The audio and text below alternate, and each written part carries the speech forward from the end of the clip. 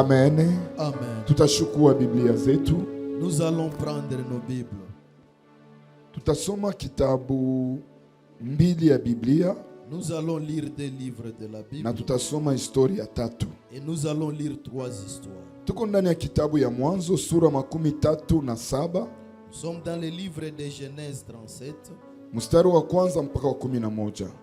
Premier verset jusqu'au Mwanzo sura 45. Genèse chapitre 45. Mstari wa kwanza mpaka wa 8.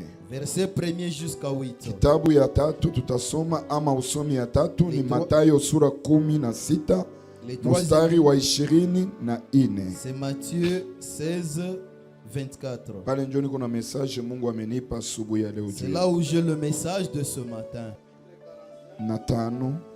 Genèse chapitre 45, premier au 8e verset, nous lisons dans le nom de Jésus-Christ. Amen. Joseph ne pouvait plus se contenir devant tout ce qui l'entourait. Yusufu angeweza kujificha kwa wale walikuwa wanamzunguka. Il s'écria, akalalamika, faites sortir le monde, et il ne resta personne avec Joseph. Mtoshe watu wote na akubaki na mtu Yusufu.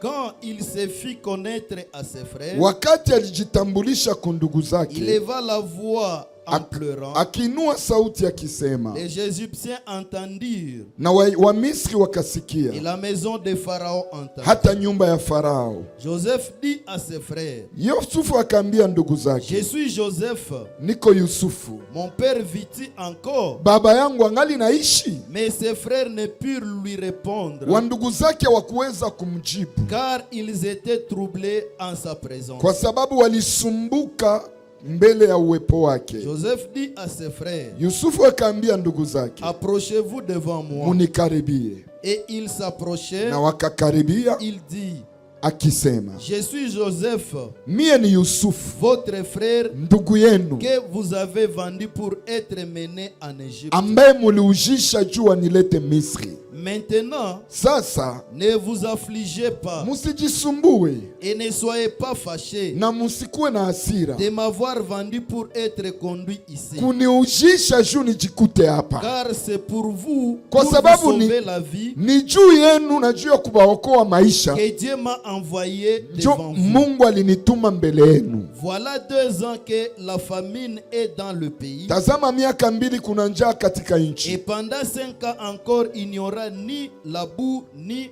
moisson. na katika miaka 5 hakutakuwa mavuno na hakutakuwa kupanda. Dieu m'a envoyé devant vous pour vous faire subsister. Mungu amenileta mbele yenu ili muishi, et pour vous faire vivre pendant une grande délivrance. na ili ni kunipitia muishi na kufunguliwa. Ce n'est donc pas pour vous qui m'avez envoyé ici, Haiko juu yenu njo Mungu aninileta hapa Misri, mais c'est Dieu. lakini ni Mungu. Il m'a établi père de Pharaon, Ameniweka baba wa Farao, maître de sa maison, mkuu wa nyumba yake, et le gouverneur de tous les pays de na l'Égypte. kiongozi wa nchi mkubwa ya Misri. Parole du Seigneur. Shangilia Bwana. Acclamez.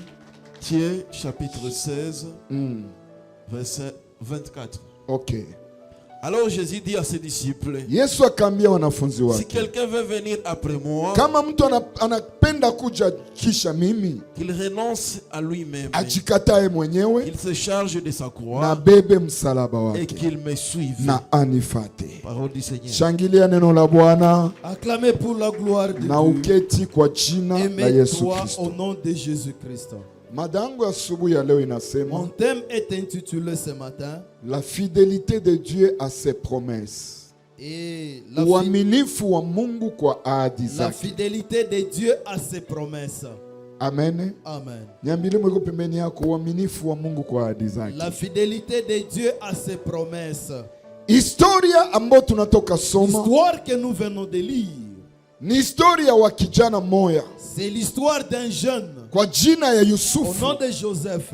Huyu Yusufu C'est Joseph. akukuya oazare ndani ya Il n'est dunia, pas venu au hasard dans le monde. mekuko linye yenye Joseph Mais il y alitokea. a une lignée éloigné de la provenance de Joseph. Nikarudia mwanzo. Si je retourne au Wakati commencement, Mungu aliumba Adamu na quand Eva. Dieu a créé Adam et Ève, Shaba ya Mungu kuumba Adamu na Eva l'objectif de Dieu en créant Adam ilikuwa et Ève, wamwakilishe ndani ya c'était dunia. pour représenter Dieu Na dans haja ya le monde. Mungu kuwaumba Et le désir de Dieu de ilikuwa Mungu atawale dunia c'était pour que Dieu puisse dominer le kupitia monde Adamu na à Eva. travers Adam et Ève. Lakini Mungu aliweka shurti Mais Dieu a placé les ambayo Adamu na mke wake wakuparvenir kuirespekte parvenir à respecter cette na loi. wakapoteza presence ya Et ils Mungu ont ndani perdu mwake la présence de Dieu na en eux. wakapoteza utawala Et Mungu ils ont aliwapatia. perdu la royauté que Dieu les a donnée. Haleluya. Amen. Kwa sababu Mungu Parce que Dieu, upendo wake ni wa son ajabu. amour est Mungu mystérieux. akaanza angalia njia gani Il a tena commencé à chercher atamurudisha qui mwanadamu va encore retourner pembeni yake, à ses côtés. kwa sababu zambi Parce que le péché zilimtenga mwanadamu na Mungu. a éloigné l'homme. et Wakati Dieu. Adamu alikuwa ndani ya Quand bustani ya Adam Edeni, était dans le jardin, alikuwa na urahisi wa kuzungumza na Mungu, il avait la possibilité de alikuwa na changer. urahisi wa kujua mapenzi Il ya avait la Mungu, possibilité de connaître alikuwa la na volonté de ulinzi, Dieu. Il avait la sécurité. alikuwa na mema Il yote. avait tout le bien. Mungu aliumba juu yake. Dieu a créé pour Kisha lui. zambi Mais après le mwanadamu péché, akaipoteza, l'homme a tout akakuwa perdu. mwenye Il ole, a été malheureux. akakuwa katika Il a été insécurité. dans l'insécurité. Maisha ya mwanadamu haikukuwa tena na La vie ulinzi. de l'homme n'avait plus la sécurité. Me Mungu kwa upendo Mais wake Dieu par son amour, akaanza tafuta tarudisha il tena a mwanadamu commencé namna à gani. chercher les voies pour retourner encore l'homme.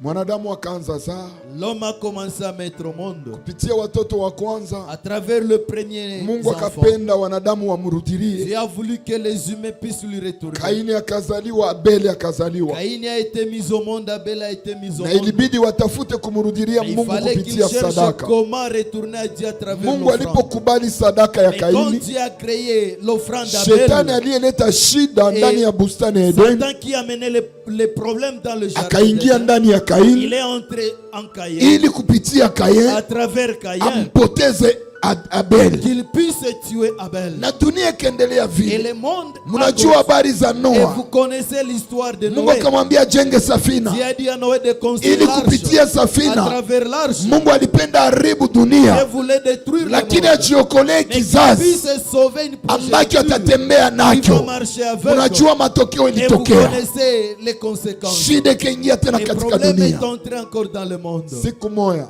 Un jour, Mungu akakutana mtu moja Dieu a croisé une ambaye personne alikuwa mkaaji wa qui Mesopotamia était l'habitant de la kwa Mésopotamie. jina ya Au Abraham. nom d'Abraham, Mungu akamuita Dieu l'a appelé. huyu mtu, akasikia sauti ya Cette Mungu. personne a écouté la voix de Mungu Dieu. akampatia ahadi Dieu lui nyingi. a donné beaucoup de promesses. Mungu akamwambia Abraham, Dieu a dit à Abraham, nitakupa uzao. je vais te donner la progéniture.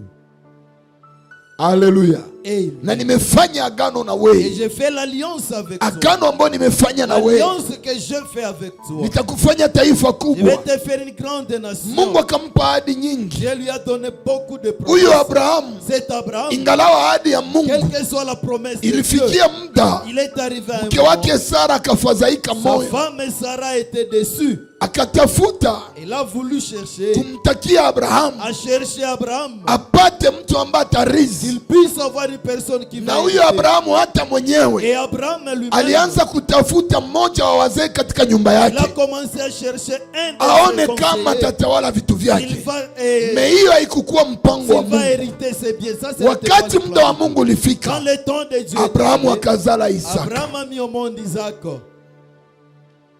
Isaka Isaac, kwa wakati wake à son temps, akazaa pia watoto wawili, il a mis au monde 2 enfants. akazaa Esau Il a mis au monde Esaü, na akazaa Yakobo. il a mis au monde Jacob.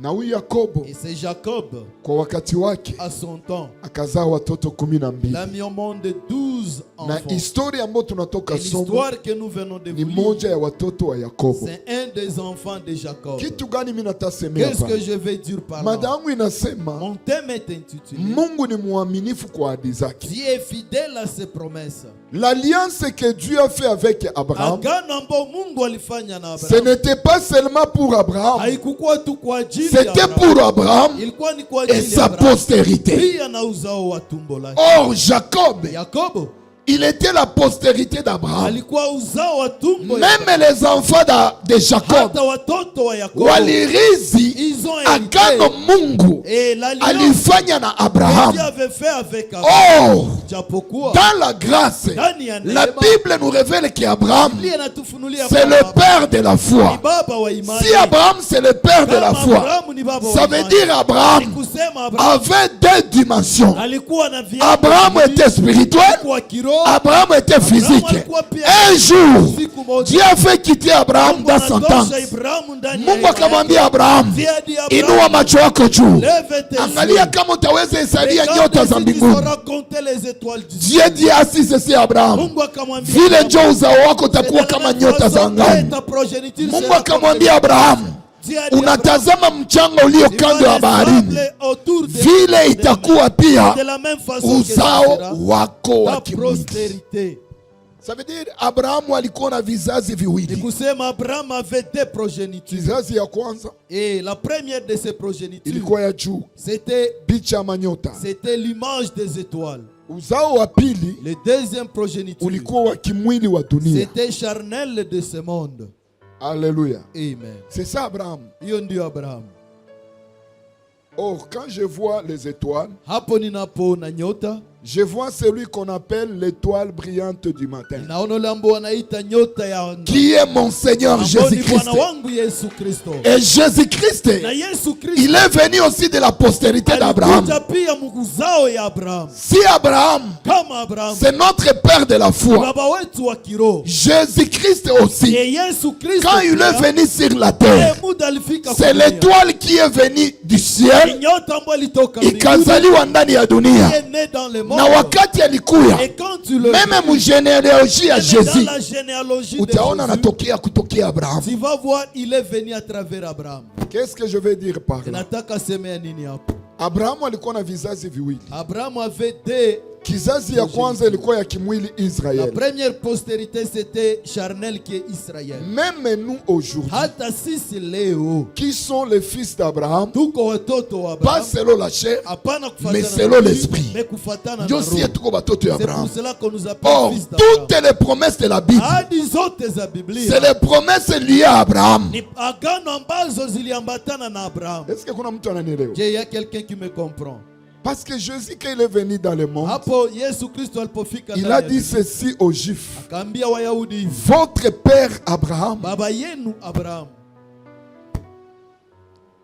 alitafuta aone siku yangu, il a voulu voir mon jour, et il a vu mon jour, aliona siku yangu, na kaja na furaha. il est rempli de joie. Et les Juifs ont dit ceci à Na Jésus. Wayahudi wakaambia Yesu hivi, Weye, toi hauna hata miaka 50, tu n'as même pas 50 ans, unasema baba yetu Abrahamu et tu alikuona? dis que notre père Abraham t'a vu. Yesu akamwambia, Jésus a dit, mbele ya Abrahamu akuwe, avant qu'Abraham ne soit, mie nilikuwa. je fus. Or, c'est Jésus que je vous parle ce matin. Huyu Yesu Kristo ambaye anawafu- C'est lui le Dieu du commencement. Huyo ndio Mungu wa mwanzo. C'est lui qui a donné à Abraham toutes les promesses. Yule ndiye alipatia Abrahamu ahadi zote. Et c'est très important. Na ni ya muhimu. Or, Joseph Yusufu, anatokea ndani il est venu dans la postérité ya Abraham. d'Abraham. Or, Abraham Abraham, alikuwa babake na Jacob. il était le père de Jacob. Jacob Jacob, alipasha kupitia Jacob uzao 12 à travers Jacob, ilipasha onekana. et il devait même Na huyu avoir 12 Joseph enfants. Et c'est Joseph, alikuwa mtoto wa 11 wa il était Yakobo. le 11e fils de Jacob. Comme mulinye Abraham, Comme dans la lignée njo kwenye d'Abraham, promesse zilipasha et c'est là pita. où les promesses devraient passer. Mungu akatokea Joseph, Dieu a apparu à Joseph. akamupa Il lui a donné ma promesse. des promesses. Me kupitia nini? Mais à travers Ndoto. les songes. Joseph akalota ndoto ya kwanza. Joseph a eu des songes. C'était une promesse. Ilikuwa ni ahadi. Ase tulikuwa katika shamba, On était dans le champ. kijiti yangu ikashimama, Il y a mon gerbe qui a germé. na vyenu vikashimama vikaanguka mbele Et yangu vos kwa gerbes se sont kunisujudu. pliés devant mon gerbe. Ndoto ya kwanza. Ça c'était ça. Ndoto ya Le pili, deuxième son. nimeona jua, mwezi J'ai vu la lune na et le nyota soleil. 11 Et wanashuka les 11 wananisujudu. étoiles sont en train de m'adorer. Baba yake alikuwa na tafsiri ya Son ndoto, père avait l'interprétation du akamwambia songe. ni kusema mie baba yako jua, C'est-à-dire moi ton père soleil, mama yako mwezi ta mère na lune bandugu yako 11 et tes 11 tutakuya frères kuabudu. étoiles, on viendra Biblia t'adorer. inasema La Bible ile déclare, vitu viliacha les deux choses là ont bandugu yake causé na que Joseph les wanamchukia, frères de Joseph les haïssent. na zaidi sana kekiliacha Et wanamchukia plus fort kwa sababu son père le met baba yake alikuwa akimpenda plus que les autres, zaidi ya wote. na akamfanyizia vazi Elia cousine timide ya rangi de nyingi. plusieurs couleurs. Munajua historia. Vous connaissez l'histoire.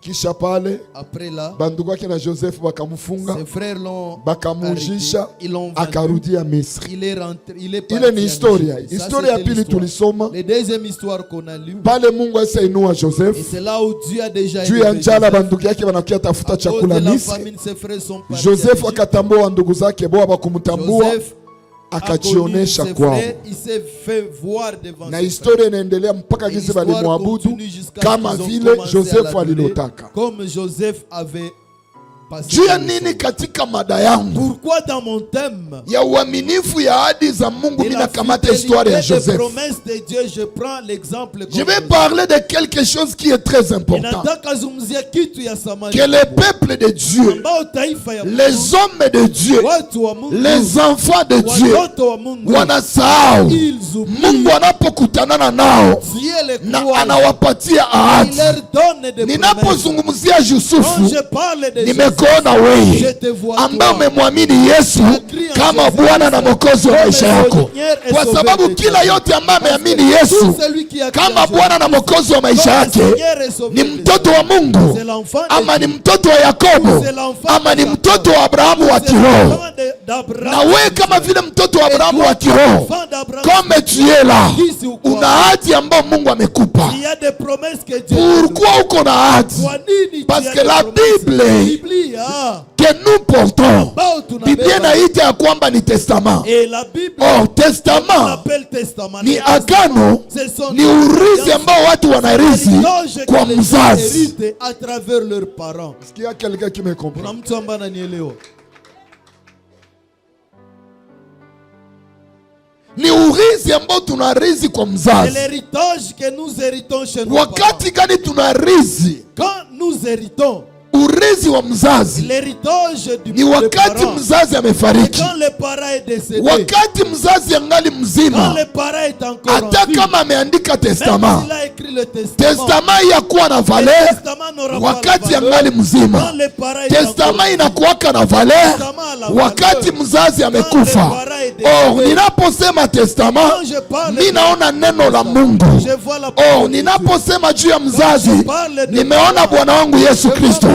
Pour que neno la Mungu comme testament ikuwe na valeur kwako na mie, ilibidi Yesu apande kumsalaba wa Golgotha, afariki pour que parole de Dieu ambayo ni ahadi yetu ikuwe na valeur. Je suis en train de dire à quelqu'un, la parole de Dieu de Genèse à Apocalypse, c'est ton héritage. Tout ce qui est écrit ici, c'est ton héritage. Rapashakorobo. Hii ni urithi wako. C'est ton héritage. Hii haiko urithi tu ya Ce Abrahamu. n'est pas l'héritage. Hii haiko urithi tu ya Simeon. Hii haiko urithi tu ya Joseph. Hii haiko tu urithi ya Moïse. Ça c'est ton héritage. Tout ce qui est écrit ici, kisi wewe ni mtoto wa Abrahamu, ni haki yako. C'est ton droit. Una haki ya kuishi, Tu as droit de le una haki ya kuigusa, una haki ya kuiexperimente ndani ya maisha yako, kwa sababu ni urithi imeweka juu yako. qui était placé pour toi. Amen. Amen. Je serai prophétique ce matin. ndakuwa unabii asubuhi ya leo, na kila mwatakuwa makini. Ninaamini hautatoka gizo lingi hapa asubuhi ya leo, kwa sababu Mungu amenipa hii message juu yako. Ya quelque chose yenye Mungu anatabadilisha ndani ya maisha yako. Kuna kitu Mungu asubuhi ya leo ataongeza ndani ya maisha yako, na juu ya kufanya hiyo kitu ametuma hii neno. Écoute, neno la Mungu iko tofauti na vitabu vyote. Histoire ya Biblia iko tofauti na histoire ya banadamu, histoire ya mainchi, histoire ya majamaa yetu. Pourquoi? Parce que hii histoire inabeba uzima. Hii histoire ni ukweli. Hii histoire ni uzima. C'est pourquoi je t'invite ce matin, si tu n'as pas la Bible, achète vite la Bible. Le diable t'empêche d'acheter la Bible juu ya kizako. Pour ne pas connaître tes droits. Je vais te parler de quelque chose. C'est Jésus que je te parle. C'est lui le véritable Dieu. Pourquoi il est le véritable Dieu? Écoute, pour nous, les enfants de la grâce, nous ne sommes pas seulement appelés à s'approprier les promesses du Nouveau Testament. Même les promesses de l'Ancien Testament, c'est nos promesses. Pourquoi? Parce que le même Dieu du Nouveau Testament, c'est le même Dieu de l'Ancien Testament. Écoute, je vais te montrer quelque chose. Jésus-Christ juu ya kutuonyesha kama yeye ndiye alikuwa kama mwanzo. La Bible dit ceci: au commencement, l'Esprit de Dieu s'est mouvé au-dessus des eaux. Jésus-Christ, quand il a porté la chair, akakuya ndani ya dunia kwa kuonyesha ya kwamba yeye ndiye roho yenye alikuwa anatembea yule ya maji. Siku moja akaambia wanafunzi yake, allez de l'autre côté du bord. Ça va lienda lui-même maintenant, comme l'esprit du commencement akaanza tembea yule ya nini, yule ya maji, pour assurer que ule mwenye alikuwa kumwanzo haiko mwingine. Tupande. Les prophètes ont dit ceci: votre Dieu vous visitera, et la présence de ce Dieu vipofu wataona, viwete watatembea, babubu watasema, wafu watafufuka. Jésus-Christ, pour affirmer cette prophétie, quand il est venu dans le monde, sa présence dans le monde, wakati alikutana na vipofu waliona, wakati alikutana na babubu walitembea. Même Jean, le dernier prophète de la Bible, s'est posé tant de questions. Et avant moi, il y avait des prophètes, mais ces prophètes m'avaient dit, ces prophètes avaient prophétisé que Dieu va nous visiter. Et quand Dieu va nous visiter, les aveugles wataona, vipofu watatembea. Jean wakati alifungiwa, Jean était arrêté. Il récupère ses disciples. Anasema non, allez poser la question. Allez poser la question. Mais Jean, kama balikufunga, aussi on t'a arrêté. Le jour il devient mission. Parce que tu as dévié ta mission. Amen. Mission ilikuwa mu désert. Ta mission était dans le désert. De préparer seulement. De préparer seulement. Njia ya Yesu. La venue de Jésus. Wakati Jean alimupresente, Jean devait se mettre. Yohana angelinyamaza kimya. Il devait se mettre. Mais il a dévié sa mission. Au lieu de rester dans le désert, il est parti prophétiser dans la ville. Et on l'a arrêté. Et quand on l'a arrêté, il a touché la présence. Non, ce n'est pas le problème de Jésus. C'est pourquoi beaucoup de serviteurs, beaucoup de chantres, beaucoup des enfants de Dieu, wakati una dévié mission yako, Dieu va t'abandonner. Tu peux avoir le don de la prophétie. Dieu va te laisser prophétiser, mais il n'est pas avec toi. Pourquoi tu as laissé ta mission?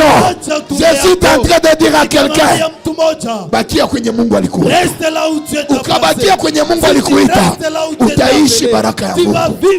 Si Dieu t'a choisi que baraka yako ikuwe muassemblée chrétienne Bethel, ukaenda kukanisa ingine, utahukumu Mungu bure. Na kitu baraka yako liacha wapi? Ta bénédiction, tu l'as laissé à l'assemblée chrétienne Bethel. Amen. Amen. Amen. Jésus-Christ, tu as kuaffirmer Jean, affirmer à Jean, celui qui est ici c'est Dieu. Ce n'est pas une autre Mwende ambia Jean, va dire à Jean, et les aveugles voient, biwote biko nafani, biko natembea. Ça veut dire celui qui est là haiko mwingine, ni Mungu mzima. Je suis en train de dire à quelqu'un, Yesu mwenye uliamini ni Mungu. Yesu mwenye uliamini ana uwezo. Yesu mwenye uliamini ana mamlaka ya kukuinua. Amen. Amen. Amen. Amen. Come on. C'est Dieu fidèle. Il a dit à Simeon, tu ne mourras pas jusqu'à ce que tu verras les sauveurs d'Israël. Tous les gens qui étaient nés de la même génération avec Simeon, il mourut. Mais Simeon restait. Une génération inakuya banakufa. Simeon anabakia. Pourquoi? Parce que Dieu est fidèle. Aliprometaka Simeon hawezi fariki kama huyaona Mwokozi wa Israeli. Est-ce kuko mtu mweko na promesse ya Mungu asubuhi ya leo hapa? Kuko mweko na promesse ya Mungu asubuhi ya leo? Ropo shakashika. Acha nikuambie, ile ahadi aliyekuahidi iko zaidi ya wanadamu. Ile ahadi aliyekuahidi ndani ya kinywa yake hamutokake uongo. Kile kenye alisema anakitimizaka. Asubuhi ya leo, acha Mungu arevoir promesse zake zote juu ya maisha yako na azitimize kwa jina la Yesu Kristo. Et c'est Dieu avait promis à Joseph que tu vas dominer, tu vas régner. Tes frères batachududu mbele yako. Ils vont s'agenouiller devant toi. Ça c'était la promesse. Tel que toi aussi tu as la promesse. Dieu t'a promis le mariage. Non, ne t'en fais pas. Majira na wakati isikusumbue. Dieu vous a promis atakufanya grand serviteur. Majira na wakati isikusumbue. Mungu alikuambia utasafiri. Majira na wakati isikusumbue. Mungu alikuahidia ataokoa mume wako.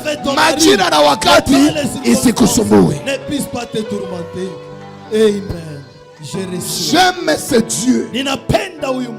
Quand il donne la promesse, c'est lui-même qui connaît le chemin de l'accomplissement. Amen. Amen. Amen. Alléluia. Amen. Alléluia. Amen. Dieu avait promis à Abraham que nitakupatia kizazi. Je t'ai donné la postérité. Katika urithi wako, katika jamaa yako, dans ta famille, nitakupatia mtoto. Je vais te donner l'enfant. Quand Abraham a eu cet enfant, l'unique, le fils de la vieillesse, c'est lui que Dieu avait promis. Dieu demande Isaac. Alléluia. Si toi tu étais Abraham, tu voulais dire Mungu, sitazala tena. Huyu Isaki mwenye unanipa njoma takuendelesha uzao wangu, unanilomba tena haya. Mais Abraham, il Il a respecté la voix de Dieu. Il a récupéré Isaac. Il est parti avec Isaac. Ils sont arrivés dans Isaac lui posant la question. Père, Baba, je vois les bois, je vois les feux, mais où est l'agneau? Où est l'agneau? Où est l'agneau pour l'Holocauste? Abraham, comme il avait confiance en Dieu, kitu kinaacha ahadi yako yatimilika, hauyakuwa na tumaini kwa Mungu. Écoute, wakati Mungu anakuahidia kitu, yeye ndiye anajua njia matimizo. C'est lui qui connaît le chemin de l'accomplissement. Mungu alikuahidia grandeur. Dieu t'a promis la grandeur. Mungu alikuahidia poste. Dieu t'a promis le poste. Mungu alikuahidia promotion. Dieu t'a promis la promotion. Mungu alikuahidia safari. Dieu t'a promis le voyage. Mais écoute quelque chose. Dieu doit te préparer. Mungu anapaswa kukuandaa. Amen. C'est la chose que l'église kitu watoto wa Mungu wanasahau. Ndio kitu watu wengi wanasahau. Kuchunga muda wa formation ya Mungu. Mungu alikuahidia ndoa. Mais Mungu hapendi wakati utende ingia ndani ya ndoa ukuwe katika ndoa mbaya. Mais juu ingie katika hiyo ndoa, Dieu doit te préparer. Mungu anapaswa kukuandaa. Amen. Dieu promet Joseph à l'âge de 13 ans. Mungu à l'âge de 17 ans. Kwa miaka 17. Ile promesse Mungu alipatia Joseph. La promesse que Dieu a donnée à Joseph. Mungu a créé haine mu bandugu yake. Dieu a créé la haine dans le. Pourquoi je dis ça? Yusuf yepeke kuna répéter bandugu yake. Et Joseph est en train de répéter à ses enfants. Ce n'est pas à cause de vous. Je lui acha munaniujisha nikie Misri. Ni Mungu. C'est Dieu. Ni Mungu. C'est Dieu. Niko naambia mtu mmoja iko na promesse. Ahadi ya Mungu iko juu yako. Promesse de Dieu qui est au-dessus. Jiweke wazi mbele ya Mungu. Jitie tayari mbele ya Mungu. C'est lui qui connaît le chemin. Si c'est le chemin de souffrance, c'est Dieu qui le connaît. Si c'est le chemin d'humiliation, c'est Dieu qui le connaît. Écoute, enfant de Dieu, Dieu savait que Joseph ataenda régner ndani ya pays ya Egypte, pays ambayo ilikuwa ya mapagani, pays ambayo ilikuwa na abudu miungu mingi. Mais Dieu devait apprendre à Joseph la crainte de son nom. Mais kwa apprendre Joseph boga ya jina yake, il a placé la haine dans ses grands qu'il puisse le prendre, qu'il puisse le vendre. Il arrivait dans la maison de Potiphar na mutamani. Joseph anaogopa Mungu. Banafika mu prison.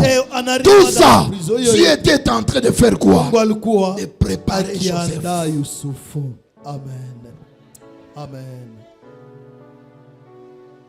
Mungu, Dieu, alipasha kufunza Yusuf il devait enseigner kujua kunyenyekea ndani ya maisha, et savoir s'humilier dans la vie.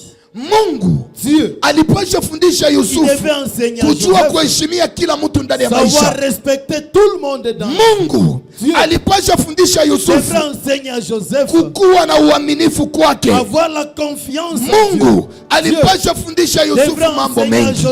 Na ndio kwa maana Mungu alipasha mpitisha ndani ya hiyo njia. Wakati Mungu angeinua Yusuf, Yusuf asipandishe mabega. Dieu m'avait dit ceci la nuit. Il y a plusieurs personnes qui bloquent ma bénédiction. Ambao wanafunga wenyewe baraka zao. Juu ya nini? Pourquoi? Nikamuinua, ataikalia kila mtu wote. Il va s'asseoir devant tout le monde ici. Alléluia. Dieu Mungu devait apprendre à Joseph asikuwe na chuki kwa maadui zake. Il n'est pas la haine à ses ennemis. Amen. Amen. C'est pourquoi wakati Joseph alijionesha kwa ndugu yake, c'est moi votre frère Joseph, akakuwa troublé. Mtu mwenye tuliujisha, mtu mwenye tulitaua, mtu mwenye tulinyang'anya nguo yake ya plusieurs couleurs. Joseph akabambia, vous êtes mes frères. Mais wewe leo Mungu akakuinua, si Dieu te lève, utafanyanga kila utakufanya mbaya. Oh, tu vas te venger. Il y a la promesse de Dieu. Una karama ya Mungu ndani mwako. Il y a les dons de Dieu en toi. Mungu akairipua leo ile karama. Si Dieu le fait, si wengine tutakuwa banani. Nous autres qui nous serons. Alléluia. Mungu akakupatia pesa. Si Dieu te donne si wengine tutakuwa banani leo. Nous autres, quel sera notre Mungu akakupatia ile nyumba alikuahidia. Si wengine tutakuwa banani. Nous les locataires. Uko na ahadi ya Mungu. Meitika preparation ya Mungu. Wakati Mungu atakuinua, mabega isikupande. Que tu ne sois pas zélé. Jésus dit ceci. Kama mtu anapenda kunifata, ajikatae mwenyewe. Leo maisha ya Ukristo ni maisha ya watu wanajipenda. Watu wanapendi kujikana juu ya Yesu. Olie Mungu atupangie, siye ndio tunampangiaka. Ahadi zake zitatimilika namna gani? Comment ces promesses vont s'accomplir dans nos vies? S'il y a dans ce monde quelqu'un qui est très jaloux, le premier c'est Dieu. Surtout de son œuvre. Et ukagusa kazi ya Mungu, unagusa Mungu mumacho, na Mungu hawezi kuacha, atakurarua tu. Il va te tuer. Amen. Amen. Chezea kitu yengine yote. Fais des blagues avec kazi ya Mungu et non l'œuvre de Dieu. Amen. Amen. Il est jaloux de son œuvre. Ikona bivu ya kazi yake. Wende critiquer wote bonapenda. Va critiquer tout hapana kazi ya Mungu et non l'œuvre de Dieu. Amen. Fanya vyote unapenda kote kwenye unapenda. Mais ne touchez pas l'œuvre. D'ailleurs, il y a une écriture que la Bible déclare. Ne touchez pas mes ouais. Si quelqu'un est appelé un homme de Dieu, ne le touchez pas. Quand tu le touches, tu touches à Dieu. Quand la Bible est écrite, je ne te parle pas. Il dit ne touchez pas à mes ouais. Ne touchez pas. Si tu touches un homme de Dieu, tu touches à Dieu. Si tu détruis un homme de Dieu, tu es en train de détruire le Seigneur. Fais tentation. Quelqu'un m'a dit, Berger Olivier alikuwa makali. Berger Olivier était très sévère dans le culte de vendredi. Peut-être tu peux mal l'interpréter. Mais ça peut être l'esprit du Seigneur. Mais il croit roho Mungu. Je crois dans mon animé mon c'est ce qui l'animait dans tout ce qu'il faisait. Beaucoup de gens bloquent leurs promesses. Wanafunga diza. Vous savez, najua période yenye le feu allait Moloto était mort. Les périodes où le feu allait Moloto était décédé. Nilikuwa prière il y a 5 mois et demi. J'étais dans la prière de 5 mois et demi. Yenye Mungu aliniempozaka. Dieu m'avait imposé cette prière. J'étais beaucoup énervé. Nilishikwa na uchungu sana. Comment cet homme kwa nini mtumishi wa Mungu peut mourir comme ça? Anaweza kufa hivi? J'aimais beaucoup ces cantiques. Il me faisait arriver quelque part. Alikuwa kinibeba mkiango fulani ya kiroho. Dieu m'avait dit ceci. Mungu akanambia hivi. Nikakuwa naambia Mungu. Je disais ceci à Dieu. Lui-même chantait. Yeye mwenyewe alikuwa kiimba. Que le fils de la promesse mtoto wa ahadi ne meurt jamais. Hakufaki. Mais à son âge. Mais kwa miaka comment il peut aller comme ça? Kwa nini anaweza fariki? Mungu akaniambia. Dieu m'a dit il y avait des propositions. Kulikuwa vitu alikuwa kimu yenye ingeangusha ule mtumishi wangu. Qui devait faire périr mon service. Je ne voulais pas le perdre. Sikupenda ni kwa maana nilimvuna. Je l'ai récupéré moi-même. Nikashukuru Mungu sana. J'ai glorifié l'Éternel. Écoutez. Sikia. Il y a des promesses que le Seigneur vous a données. Facilite à Dieu accomplissement et les promesses. Pour l'accomplissement de Mungu wewe uko mali yake. Toi tu es le pied mtoto wake. Tu es son fils. Uko mwana wake. Tu es son enfant. Usimtrasere njia. Ne lui trace pas les chemins. Acha yeye peke atrase ile njia. Akuingize ndani ya ile ahadi. Ukajitrasere njia. Utadevia njia ya Mungu. Lakini bakia ndani ya mpango wa Mungu, atakubariki. Leo uyapata, kesho utapata. Amen. Amen. Shida ni gani? Bakia mwaminifu kwa Mungu. Reste fidèle devant La Dieu. Bible déclare, Biblia inasema batu bakuseme mabaya, que les gens me basikukute mwiyo mabaya. Mungu ananituma asubuhi ya leo nikuambie, bakia mwaminifu mjia Mungu. Mais ndani ya njia za Mungu kuna vitu mingi. Il y a beaucoup de tourments. Amen. Amen. Il y a des problèmes qui pénètrent dans ta vie. Shida ambazo zinaweza zalika ndani ya maisha yako. Amen. Amen. Kama uko mapenzi ya Mungu, si tu es dans la volonté de Dieu, usinungunike. Ne murmure sema jamais. Bwana wajua yote. Oh Seigneur, tu connais. Kama biko na nisema unajua si on est en train de me vilipender, kama biko na niimilia unayajua nini. Si on est en nini. train de m'humilier, kama watu bananikatala unayajua nini. Les gens me refusent, tu sais pourquoi. Amen. Vous savez. Amen. Les gens peuvent te détruire de l'autre côté. Watu wanaweza kubomoa ngambo moja. Dieu te justifie de l'autre côté. Mungu anakutetea ngambo. Amen. Amen. Amen. Amen. Si tu as les promesses de Dieu, demeure fidèle au Seigneur. Ni mwaminifu kila alikwambia. Shida ni gani? Usijitungie njia. Ne te crée pas de Bakia voie. njia Mungu. Reste dans la voie de Dieu. Tout le monde peut parler de ce qu'il veut. Mais celui qui te connaît, na ule mwenye alikupatia ahadi, na ule mwenye alikupatia ahadi, ni mtetezi mkuu. Oh, il est un grand rédempteur. Amen. Dimanche, on était dans une concert. Dimanche tulikuwa ndani ya kongamano, tamasha fulani. Minona, j'ai vu. Batumishi mbili ba Mungu. Il y a deux serviteurs de Dieu. Bananibulula pembeni. Ils m'ont retiré quelque part. Bananiposer question yenye mie nilielewa. Ils m'ont posé la question que moi j'ai compris automatiquement. C'est ça tunakuwa na ikala. Quand on se met ensemble, batu banazoyaka sema, les gens ont l'habitude. Wewe unajifanyaka mtakatifu. Toi tu te fais saint. Ce sont des vieux. Les doyens de la ville de Bukavu. Quand tu peux chercher, si tu peux chercher les doyens. Wale ni wadoyens, wazee. Nikamwambia hapana. J'ai dit non. Ce n'est ni par la force, haiko kwa nguvu, ni par la puissance, mais par l'esprit de Dieu. Roho wa Mungu. Amen. Je l'ai réduit. Nous nous sommes croisés tous dans l'œuvre de Dieu. Mais chacun connaît là où il avait croisé. Tout le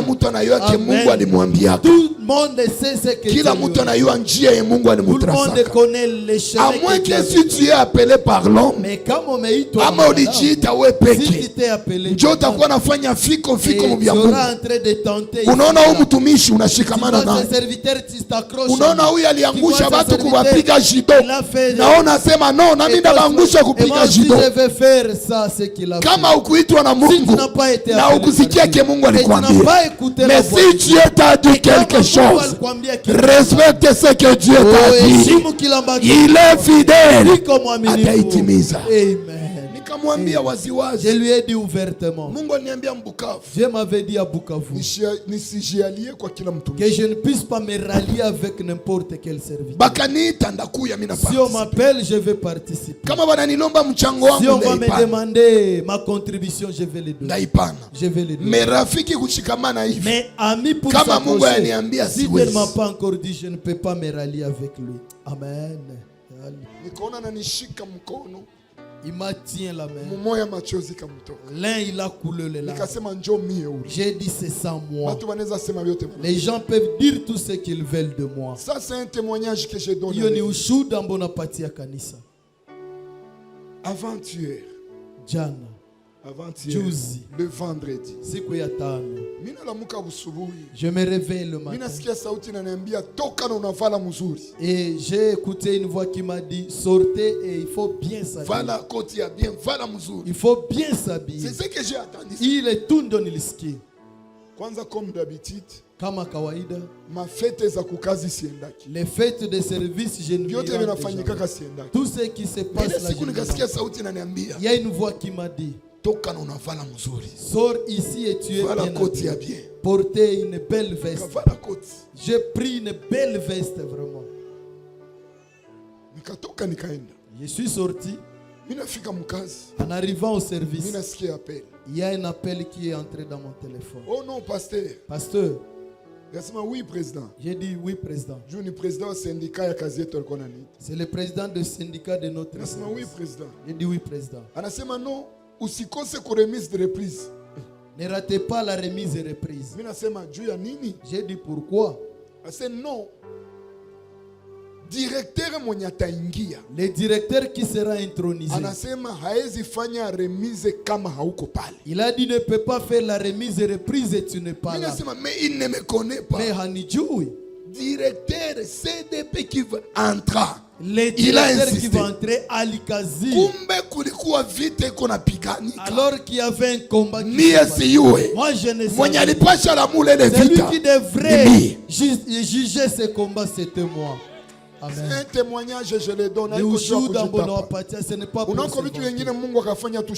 y a autre chose que Dieu fait, nous devons les témoigner pour les glorifier. C'était quoi? Il quoi nini? Il y avait le soupçon que le directeur sortant, il avait des gris-gris. Je ne peux pas faire la remise et reprise dans ces bureaux. Allons faire la remise. Les sortants disent je ne peux pas le faire. Si ce n'est pas ici, je ne le fais pas. Entrant dit s'il refuse là-bas, allons le faire à l'hôtel. Les sortants refusent d'aller faire la remise à l'hôtel. Il y a question mark. Il y a des question mark. En bref, donc il n'y aura pas la remise et reprise. Quand ils ont réfléchi, ça c'est le témoignage qu'on m'a donné. Moi-même je ne connaissais pas. Après la remise et reprise, on m'a témoigné ça. Il a dit. Et les sortants disaient que qu'il n'y ait pas un pasteur qui va fouler ses pieds dans mon bureau. L'entrant, on lui a dit cherchons un pasteur et qu'on connaît qu'il a Dieu. Dans l'entreprise de l'OCC, nous sommes 38 pasteurs. Watumishi wa Mungu makumi tatu na nane. Il y a 38 pasteurs reconnus. Mais on a dit les vrais serviteurs de Dieu, celui qui craint Dieu que nous connaissons, c'est le pasteur Timothée Simeon. Amen. Ni sortant, ni les sortants, ni l'entrant. Lui, il dit, si ce n'est pas le pasteur Timothée, je ne vais pas faire la remise avec lui. Entrant aussi, si ce n'est pas le pasteur Timothée, il n'y aura pas la remise et reprise. Alléluia. Non, Dieu est fidèle. Restons seulement fidèles à Dieu. Il s'est arrangé toutes les choses. Moi, je ne connaissais rien quand on m'appelait. Au service là où il est né à 13h30 il était arrivé à 13h30 et la remise serait à 14h. On m'a appelé. Tu es où? Je suis dans mon service. Mais les choses c'est à 14h. Bon, je vais arriver à n'importe quelle heure. Non.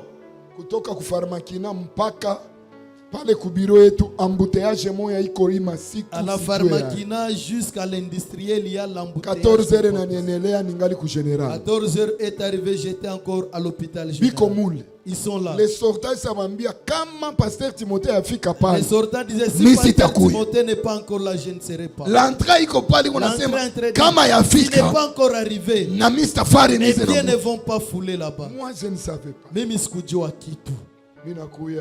Je suis arrivé 14h15. À 14h15. On m'appelle. Et j'arrive presque 14h20. à 14h20. Alors qu'ils sont en train de tourner. Il n'est pas encore là. Il n'est pas reste fidèle de Dieu. Si Dieu te promet quelque chose, il va le réaliser. Amen. Je suis arrivé, j'ai garé mon véhicule. Je ne connaissais rien qui s'est passé. J'entre seulement. J'écoute à la réception. Il est arrivé. Oh, moi j'ai cru qu'il y a une autre personne qui est arrivée. Je suis entré. Le temps que je suis entré, on a dit au directeur, le pasteur est déjà. Pasteur Ekwapo. Il ne me connaissait pas. Moi aussi je ne le connaissais pas. Il est là. Ok. Je peux entrer maintenant dans le bureau comme il a prédit. Les sortants. Le pasteur est déjà. Il est déjà là. Je peux maintenant venir. Amen. La réunion a débuté par ma bénédiction. Toutes les cérémonies à ma bénédiction. Même l'installation. C'est moi qui l'ai installé. Amen. Amen. C'est moi qui l'ai installé. Oh, je me souviens. Il y a 2 ans, j'avais rêvé. Il y a un directeur qui vient. Je ne connaissais pas cette équipe. Toutes choses se pesaient. Il y a une direction. C'est moi qui disais tout ça on exécutait. Kuko directeur national, chef du personnel national. Il y a le chef du personnel national. Il représente le DG qui est venu. Lui-même quand il a donné la clé, il a dit pasteur, à travers ta bénédiction, prie pour ce bureau. Pourquoi? Kwa nini?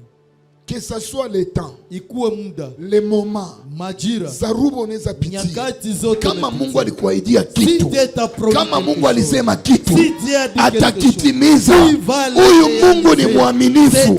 Niko naambia mtu moja, revoir les promesses zako tena. Ce que tu as attendu kama ni kundoto, si c'est par prophétie, kama ulisoma kama Biblia, Mungu ni mwaminifu, ataitimiza. Va l'accomplir. Amen. Mungu ataitimiza. Aliahidia Joseph, bandugu yako watakuabudu na wewe utakuwa gouverneur. Mungu akaprepare Joseph. Amen. Pour que ça takuwa gouverneur. Quand tu seras le gouverneur, qui ne puisse pas vilipender les gens, qui ne puisse pas calomnier aux gens. Mais toi tu es tel que tu es. Parce que tu portes les jours où tu porteras la grand super, les jours où tu porteras les grands super, on n'aura plus kama Mungu anakupenda hata kupatia les grands super. Il ne va pas te donner ces grands super. Amen. Les gens veulent se comparer avec les autres. Watu wanataka jilinganisha na wengine. Mungu. J'ai déjà dit à Dieu. Je sais que je suis unique. Ninajua kwamba niko wa kipekee. Simeon. Tu ne verras jamais Simeon dans le monde entier. Simeon giziniko. C'est Simeon tel que tu me vois. Je suis unique à mon genre. Je me souviens il y a 2 mois et demi. Kuna miezi 2 iliyopita. Les gens sont venus prier pour mon père spirituel. Turquie. À Turquie. Tu as un fils à Bukavu. Una mwana uko Bukavu. C'est un homme de Dieu. Mtumishi wa Mungu. Amen. Amen. Ils ont détaillé mon nom. Parce que je suis unique. Dieu me connaît que je suis unique. On lui a donné tout mon message. Et papa a dit c'est vrai. C'est mon fils. Et tout ce que vous dites, il est en train parce de que le Dieu est travailler. fidèle. Mungu anakujua. Ata États-Unis anakujua. Ata Londres anakujua. Ata Chine anakujua. Bakia mwaminifu kwa Mungu. Dieu n'aima jamais. Il n'a jamais changé. Niko Tanzanie. Je suis en Tanzanie. Il y a un prophète qui est venu de Kinshasa. Il a commencé à prophétiser. Il a dit mon nom. Il a dit le nom de l'église. Haniue. Si akutanana naye. Mungu akakujua. Kila yote mwenye kuna connection naye. Atakujua. Amen. Amen. Bakia mwaminifu kwa Mungu. Mungu mwenye alikuita atakutendea. Mungu akatimizia Joseph. Dieu accomplit à Joseph. Niko naambia mtu moja. Je dis à une Kama ulikuwa ushadevier njia ya Mungu. Si tu avais déjà dévié les chemins de Dieu, peut-être à cause de la souffrance. Parce qu'on est en train de te calomnier. Parce qu'on t'a humilié. Parce qu'on est en train de Mungu mbona uliniambiaka hivi? Mungu ananiambia nikikwambia asubuhi ya leo ni mwaminifu kwa ile ahadi. Shida yako ni nini? Rudia njia yake. Et rentre dans ses voies. Accepte tout ce qui te fait formation. Ça c'est une formation. Ça takuinua. Amen. Quand tu vas usiseme kale kanisa ni kama janja. Et cette église est de tôle. Nisa kuwa député. Je suis député. Nenda fate na nini mmoja kanisa manjanja. Dans cette église de tôle. Nisa kuwa ministre. Nenda fate na mwile kanisa manjanja. Mebu ministre lako bulitoka wapi? Mwi kanisa ya nini? De manjanja ici. Amen. Laisse que Dieu puisse te tailler. Ah, ces petits serviteurs de Dieu Simeon. Qu'est-ce qu'il va faire de moi? Mais les rangs où j'ai déjà. Mais joue les Roland Dalo, tu es venu d'où? De l'assemblée chrétienne. C'est la prière de Dieu qui t'a fait monter. Amen. Laisse que Dieu te prépare. Tu vas te usisahau bandugu yako. Aba njo balinujishaka. Aba njo balinichukiaka. Joseph akabambia, kama mulinichukia mukaniujisha, haikukuwa nyie, Mungu alibapitia hako. Jule watimize qu'aujourd'hui il puisse accomplir ce qu'il fait. J'ai dit à une personne ce matin, il y a des gens qui t'ont haï. Il y a des gens qui ont parlé du mal contre toi. D'ailleurs, comme l'histoire de Joseph, comme quand ses frères l'ont vendu, ils ont pris sa tunique de plusieurs couleurs, ils ont égorgé l'animal et ils l'ont embaumé. Sont partis une bête féroce, il a tué ton fils. C'est vrai. C'est vrai. Ce qu'ils avaient dit, c'était vrai. Joseph était mort. Et c'est la bête féroce qui l'aurait tué. Montons un peu. Amen. Amen.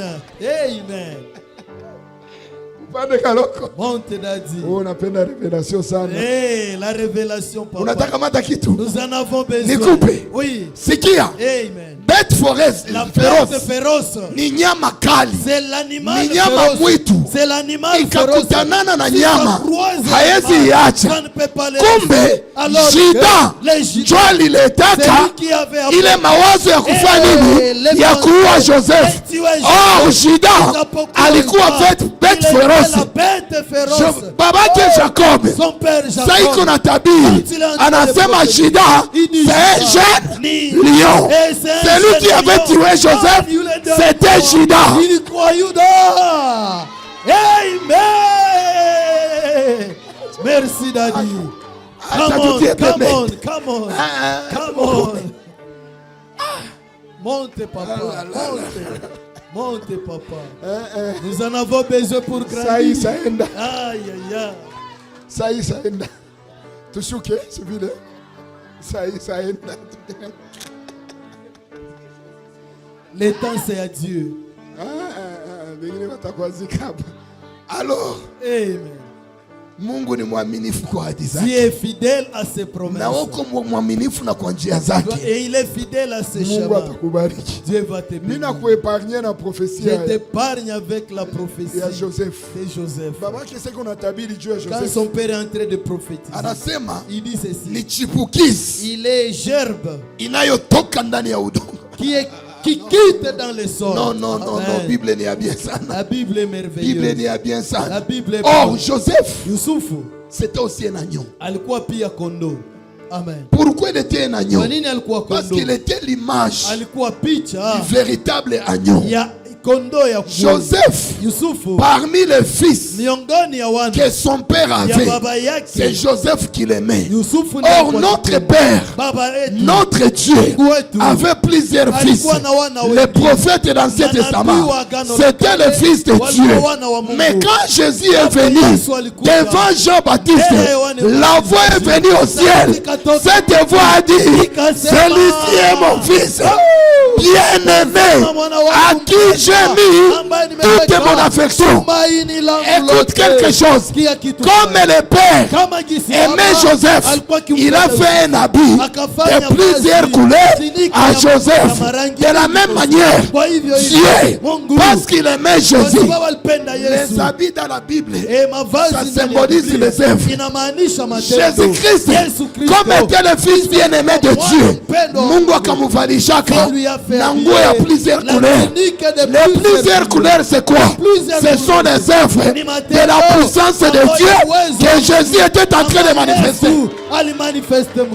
Le premier œuvre, akakutana na mgonjwa, il manifeste la guérison.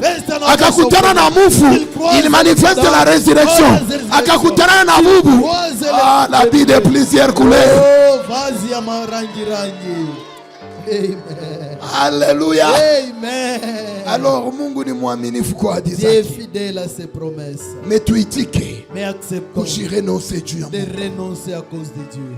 Dunia Le monde itaacha unapoteza vile Mungu anapanga va juu faire yako. que tu vas perdre le plan de Dieu. Wangapi wanajua kweli leo? Combien de gens qui connaissent la Biko vérité, wanaiacha juu ya shida na ils matatizo. abandonnent la ya dunia. vérité à cause des problèmes charnels. Combien de personnes prêchaient la vérité? Watu wangapi walikuwa kihubiri kweli Juu wanaona maisha à iendeke cause de la vie pour qui avoir est de dure, l'argent. ili wapate pesa. Tuhubiri mahubiri ya kupapasa watu. Prêchons la prédication qui Tufacilite va tuwahubiri donner les kweli. gens. Facilitons-nous Parce que la Bible à dit vous ceci: prêcher la vérité. vous connaîtrez la vérité Mutajua et la kweli, vérité vous na kweli affranchira. utawaacha Kenye huru. kitatubeba mbinguni ni Ce qui kweli, va nous amener na au ciel, kweli c'est ni la mutu, vérité. Et la na ule vérité, mutu c'est ni Bwana wangu Christ. Yesu C'est mon Kristo. Seigneur Jésus. Mahubiri ya kupapasa La haitatufikisha prédication qui parle fasi. les gens, ça ne va La pas vraie nous parole, Neno ya la kweli. saine doctrine Mafundisho ya va msingi nous amener à Dieu. itatubeba mbinguni.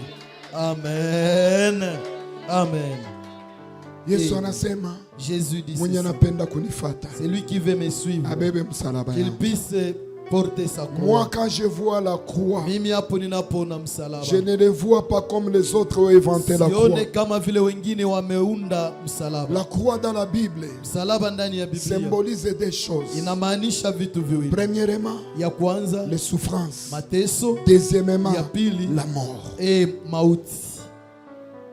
Wakati uko na ahadi za Mungu, Quand tu as la promesse de Dieu, kubali mateso juu ya Yesu. accepter la souffrance pour Jésus. Batu wanaweza kuchamba juu ya Les Yesu. gens peuvent t'humilier à Unakuwa cause na de masque Jésus. de vieillesse na Si à unaanza la vala masque de mavitambala. vieillesse, tu commences à porter les Ce foulards. n'est pas ton problème. Haiko shida Ton yako. problème c'est de Shida respecter yako ni kuheshimu tu. les propriétaires de la promesse. Mwenye neno. Oh, na wewe gizu unaanza vala. Regarde comment tu commences à Unaanza t'habiller. vala Comment tu mbele ulikuwa commences unavala umamini. Et avant Mbele tu ulikuwa portais unavala les bukangadadi. mini, tu portais les kangadadi. Na répète à chaque Mais je fois. vous répète à tout moment. Ça c'est un jour le Seigneur m'avait amené quelque part. Hiyo ni siku moja Mungu alinibeba sehemu fulani. Katika kiroho. Dans le monde Akaniambia spirituel. mtumishi wangu. Il m'a dit mon serviteur. Kuna kuwa zambi mbili. Il y a deux péchés Yenye mie Mungu mine hesabiaka. que moi Dieu je compte. Zambi yenye mtu anafanya. Les péchés que la personne Na commet yenye mtu anafanyisha mwingine. et les péchés de participation. Una zambi ya participation. Vous connaissez le péché de la participation. Mineza vala mubaya. Je peux mal m'habiller. Si yo intention na chamina Je ne sais pas l'intention qui me pousse à m'habiller. kutanana na mtu munjia. Mais je croise Juu ya kuvala yangu mubaya. mais à cause de mon Ananitamani. habillement, il Je me participe convoite. à ces péchés. Mais n'a participé kwa yo zambi. Ya convoitise. Kama ungekuwa na vala mzuri, Si tu t'habilles avec Hangekutamani. il ne devrait pas t'envier. na Biblia inasema kuhusu wanamuke, Et la Bible déclare à propos des muvale femmes, na adabu. habillez-vous na avec heshima. pudeur. Wakati wote kunavala nguo yenye haina adabu na heshima, Et le moment où tu t'habilles avec sache l'habillement que qui tu n'est pas es de contre pudeur, le Seigneur. uko kinyume ya mapenzi ya Mungu. Nakutana na mtu munjia, J'ai croisé quelqu'un. oh vie sombelanga shimboki, Eh baba niuzie shimboke. na mimi natosha franga, mimi nakupa. Et j'ai fait Mina enlever l'argent. participer. Et je te donne, tu achètes. Oh babangu anakuya kwangu. Oh mon père arrive. Kwa kumheshimia. En les respectant. Ndamuuzia pombe. Je vais lui acheter la bière. Tu es en train de participer à ses péchés. Akue babako. Soit ton père, qui soit ton beau-père, qui soit ton oncle, nani yako, qui soit ta tante, maisha yako, bale bawili nani mweko na valeur. Et parmi les deux, Ye na Mungu, nani mweko na valeur. Qui a la valeur, c'est Dieu. Utapenda mpendeze ule au mpendeze Mungu. Tu vas vouloir faire et respecter l'homme. Ase kama mtu anapenda nifate, afanye nini? Agire dans sa transporte sa croix. Abebe msalaba yangu. Musalaba nile batasema usanza jiwazia. Nilifika kwake hakunipa pombe. Nilifika kwake akafanya hivi. Ça c'est le problème ya ufalme wa mbinguni. Mbinguni tutajiingilia. Les cieux nous allons entrer. Batoto wangu bataingia mbinguni juu bababo ni pasteur. Les enfants ne vont pas entrer parce que leur papa. Il doit lutter juu ya sali yabo. Kwa ajili ya wokovu yao. Na mimi mina lutter. Et moi aussi je dois lutter pour mon salut. Le salut est individuel. Wokovu ni ya kipekee. Ule bwanako mwiko na kukataza kufuata Yesu. Mari qui te refuse de suivre Jésus. Hata kuingiza mbinguni. Il ne va pas te faire entrer dans le ciel. Wenye shetani anaingiza kama mafundisho ya bongo. Il y a ces gens-là qui Satan fait entrer ces jours-là. Ndasomberaka. Ndasumbe kumugulu yake. Tu ne connais pas les Écritures ni la puissance de Dieu. Haujue maandiko ama uwezo wa Mungu. Avant l'enlèvement nous serons transformés. Mbele ya kunyakuliwa tutabadilishwa. Tutavala mwili ya utukufu. Nous allons porter le corps avec sainteté. Yenye mie Simeoni kisha vale le mwili. Moi Simeon aussi je porte. Sina lazima mulango na dirisha juu. Je n'ai plus besoin de porter. Hata hapa mimi napita. Même dans la, c'est ça le corps de la gloire. Dans le mur je peux passer. Hata unakuwa unanigusa hivi. Si tu peux me toucher. Mkono yako itapita na swata. Ça va swate. Parce que mimi navala mwili ya nini? Parce que je porte. Kama unawaza utakamataka mtu unajidanganya. Si tu penses que tu vas prendre quelqu'un, utaniona hapa normal. Tu vas me voir. Mais ça unakuwa kwenye niko unanipita. Quand tu vas t'approcher à moi, tu vas voir que c'est c'est pour cela que l'apôtre Paul dit. C'est pourquoi mes frères, je ne veux pas que vous ignorez. Na mubakie katika kutokujua. Ces jours-là, wakati trompette itapiga, les morts en Christ premièrement ressusciteront. Et nous les vivants, nous serons transformés. Oh bwanangu nakuya unaswa. Mon mari, unanipita. Isavala mwili ya nini? J'ai déjà porté. Kisha utanisongera kwa. Comment tu vas maintenant? Kwanza hivi mango ndaenda navyo wapi? Les habits. Sasa mimi navala mwili ya utukufu, hivi mango binafanya nini? Binaanguka. Muna mwili ya utukufu. Vous connaissez le corps de la gloire. C'est ce qu'Adam avait dans c'est pourquoi le jardin d'Éden, Adam n'avait pas besoin de habits dans le jardin. La gloire de Dieu là. C'est pour cela que la wote wametenda dhambi na wamepungukiwa na nini? Na utukufu wa Mungu. Wakati utukufu ya Mungu ilimutoka akakutana iko yeye iko uchi. C'est ça le corps que nous aurons ce jour-là. Reste fidèle dans la promesse. Les jours que nous traversons sont mauvais. Tout le monde il veut abandonner Jésus. Même les serviteurs qui auparavant on croyait qu'ils craignaient le Seigneur. Mais aujourd'hui si tu te mets debout et voir la prédication, tu vas te demander où nous allons. Et que Dieu nous aide nous par sa grâce. Est-ce que tu pries au me? Est-ce que tu as le temps de prier pour moi? Aider au papa de continuer à prêcher la vérité. Il ne puisse pas abandonner la vérité. Priez aussi pour moi. Je t'en prie, priez. Alléluia. Amen. Alléluia. Amen. Tout ce qui est la promesse doit s'accomplir dans ta vie. Kama alikuahidia ndoa, ni mwaminifu ataitimiza. Kama alikuahidia uponyaji, ni mwaminifu ataitimiza. Mais problème ni gani? Heshimia njia za Mungu iko nakupitisha. Accepter et respecter les chemins dans lesquels Dieu te fait traverser. Ukaziheshimia, si tu les respectes, Mungu atatimiza. Dieu va. Kama usadevie njia za Mungu, si tu as dévié rudia njia za Mungu. Rentre dans les Mungu atakuwa msaada kwako. Et Dieu sera ton secours. Na utaishi neema ya Et tu Mungu. vas vivre la grâce. Mungu ni mwaminifu. Dieu est fidèle. Kwa ahadi zake. À ses promesses. Nimekuhakikishia ni mwaminifu. Je te rassure, il est kitu fidèle. mweke Mungu aliniahidiaka. Il y a une chose que Dieu Il m'a m'a dit que bientôt ça va s'accomplir. Et hapo na Mungu ananiambia atanipanguza machozi niko nalia. C'est ça Dieu. Hiyo ndio Mungu. Amen. Mwaminifu. Il est fidèle. Atakutimizia. Il va l'accomplir. Na njoo kwa maana ile siku banipiga masasi sikukufaka. Et c'est pour cela ce jour-là qu'on m'avait tiré des cartouches, je n'étais pas. Mungu alipasha timiza kile kilifanya. Je devrais accomplir tout ce qu'il m'avait promis. Uko na promesse gani? Quelle est la promesse que tu as avec Dieu? Promesse gani uko nayo? Quelle est la promesse que tu as avec Dieu? Kama ulikuwa una promesse. Si tu n'avais pas de promesse. Nilikuanzia mwanzo nikakwambia vyote vinaandikiwa huko. Je t'ai dit tout ce qui est écrit dans la Bible. C'est ton droit. Bitimilike ndani ya maisha. Que ça s'accomplisse dans ta vie. Amen. Ukakuwa na shida, fungula Biblia. Si tu as des problèmes, useme kitu gani ke Mungu anaidia humu. Humu muko 999 promesses. S'il y a 999 promesses. Que tout le monde. Il y a kila mtu. 999 promesses. Yenye ni ya kila mtu. C'est pour tout le monde. Mais il y a certaines promesses zenye ni za kipekee. Mais 999 mais 999 c'est pour tout le monde. Tu vois de telle manière que tu es en train de te faire souffrir. Tu te fais souffrir et les gens te haïssent pour rien. Il y a des promesses. Il y a plein de choses. On a vu toutes des bénédictions ici.